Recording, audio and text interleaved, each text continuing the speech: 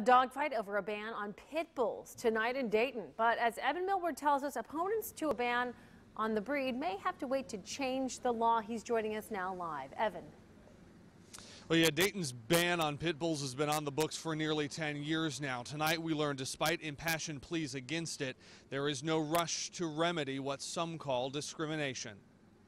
Pit bulls bite more people than anybody. No, they don't. No, sir. No, they don't. I disagree. There are statistics Sir, support. Emotions run high in Dayton. After all, we're talking about people's family members. Both of my dogs are rescue dogs. Robert Wade's dogs were home when we introduced you to him 1 month ago, but now they can't be. One's a pit mix, not allowed by city ordinance. The other one is a boxer lab mix. Why can't she be it? Why can't I have her? Because she looks like a pit?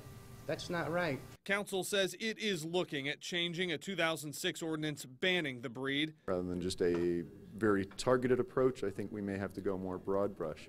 We just have to make sure that other dog owners are fairly treated also. We want them to take the time and to take the due diligence to really research the issue and to make an informed decision for the community, one that's going to benefit the community. But Dayton's mayor helped push the issue the first time. So I don't think it needs to be changed. It's a good ordinance. Chances are there won't be a change for quite some time. We want to get the right ordinance in place this time.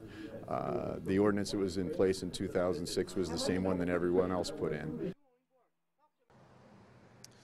Well, city leaders say the data they're looking for about dog bites is lacking or skewed, so they are willing to talk to anyone with experience. On the other side, a group has formed against this ordinance. They've hired an attorney who they say is willing to take this to court. We're live in Dayton, Kentucky tonight. I'm Evan Millward, 9 on your side.